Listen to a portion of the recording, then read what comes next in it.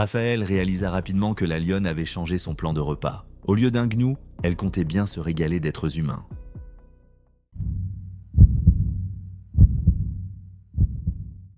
L'histoire d'aujourd'hui nous emmène dans le district de Ngorongoro, en Tanzanie. Tirant son nom du spectaculaire cratère de Ngorongoro, la plus grande caldeira du monde, cette zone de conservation était un véritable spectacle pour les yeux.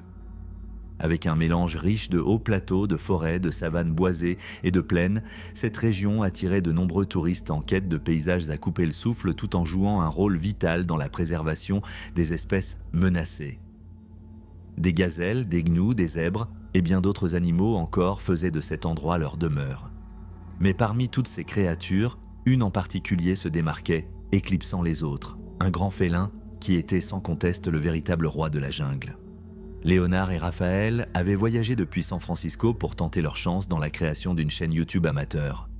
Ils avaient économisé de l'argent et fait le trajet jusqu'en Tanzanie, où ils avaient trouvé un endroit pour vivre quelques semaines.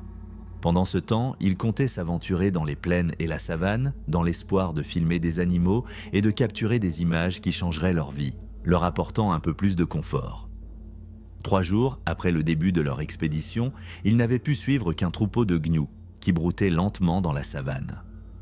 Durant la première semaine de suivi du troupeau, ils eurent la chance de filmer un moment rare et émouvant, la naissance d'un jeune gnou. Ce fut un instant poignant pour les vidéastes qui retournèrent à leur campement avec le précieux contenu, espérant en tirer quelque chose d'exceptionnel.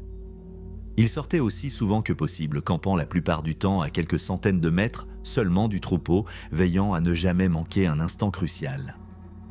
La nouvelle star de leur chaîne était ce jeune gnou qui apprenait à marcher et à courir, bien plus rapidement qu'un enfant humain ne le pourrait. Quelques semaines plus tard, ils retournèrent à leur spot habituel, espérant retrouver les créatures. Les gnous étant des animaux nomades, ils ne s'attendaient pas à les voir au même endroit. En suivant leurs traces, ils finirent par localiser le troupeau qui s'était arrêté au fond d'une vallée pour boire à une rivière peu profonde. Les vidéastes décidèrent de s'installer en haut de la colline, ne voulant pas s'approcher trop près pour éviter de les effrayer. Ils zoomèrent sur les animaux, les observant tandis qu'ils s'abreuvaient. La caméra parcourait les gnous, alors que Léonard et Raphaël cherchaient le jeune et sa mère. Pendant qu'ils scrutaient l'horizon, Raphaël accéléra soudainement, projetant Léonard en arrière. Stabilisé, Léonard se tourna pour demander pourquoi il conduisait si brusquement. Mais avant même de pouvoir poser la question, il remarqua que le troupeau s'était mis à courir, restant groupé et s'éloignant aussi vite que possible de la rive. Léonard tenait la caméra, tandis que Raphaël conduisait pour rester à proximité des animaux. En observant plus au sud, ils comprirent que les gnous fuyaient une meute de chiens sauvages venus chasser. Le troupeau courait rapidement et leur grand nombre rendait difficile l'approche des prédateurs. Cependant, les chiens eurent de la chance. Ils repérèrent un retardataire, un nouveau-né, qui n'était pas aussi rapide que les autres. Les chiens sauvages bondirent sur lui, ciblant rapidement son cou et l'étouffant. En quelques minutes, il dévorait déjà la carcasse du jeune gnou. Le cœur brisé par cette scène, Raphaël et Léonard restèrent sur place plusieurs heures, observant les chiens se régaler jusqu'à ce qu'il ne reste presque rien du pauvre animal. Lorsque le soleil commença à se coucher, les prédateurs quittèrent les lieux, repus, laissant derrière eux un silence lourd et pesant. Les vidéastes décidèrent de s'approcher pour filmer de plus près les restes du gnou, amenant leur véhicule près de la carcasse, désormais entourée par une atmosphère étrange, presque solennelle. C'était, d'une certaine manière, leur façon de rendre un dernier hommage à une créature à laquelle ils s'étaient attachés au fil des jours. Un être qui avait partagé un bout de leur aventure. La journée étant terminée et la nuit, tombant rapidement, enveloppant peu à peu la savane dans une obscurité totale, ils choisirent de camper à seulement quelques centaines de mètres du site, tout en restant sur leur garde face à l'inconnu qui les entourait.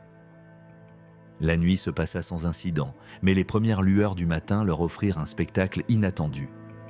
Debout, près des restes de la carcasse, un gnou solitaire. Le duo supposa que cet animal était probablement la mère de celui tué par les chiens sauvages. Elle se tenait là, au-dessus du corps, émettant un profond cri de lamentation, pleurant la perte de son petit. La scène toucha profondément les vidéastes, les menant presque aux larmes. Dans un élan pour sortir leur caméra et immortaliser ce moment, ils firent trop de bruit. L'animal, les entendant, prit aussitôt la fuite. Raphaël pensa que c'était le vacarme de leur équipement qui avait effrayé le gnou, mais Léonard, qui se tenait juste à côté de lui, avait une toute autre théorie.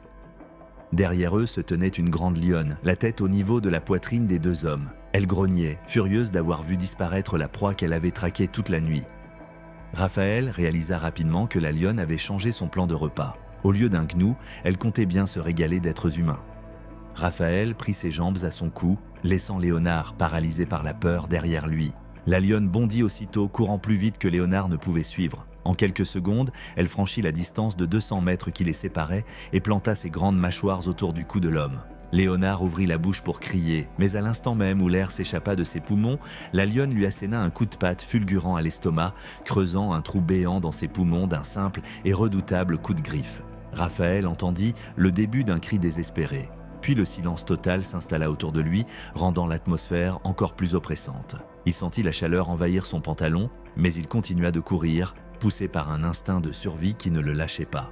La peur alimentait sa fuite effrénée, et il savait qu'il devait atteindre le van à tout prix, car c'était là sa seule échappatoire, en espérant trouver de l'aide pour revenir et secourir Léonard.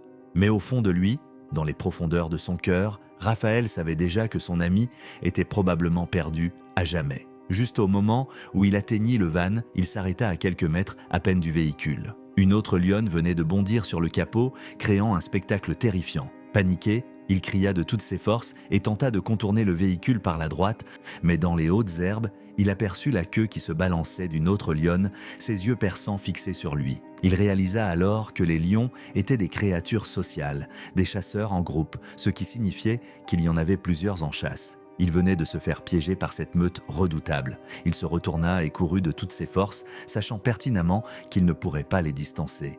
Il aperçut alors un arbre, pas trop loin, et une pensée traversa son esprit. S'il pouvait l'atteindre, il aurait peut-être une chance de se sauver, une lueur d'espoir dans ce désespoir. Le bruit des lionnes qui le poursuivaient résonnait dans ses oreilles.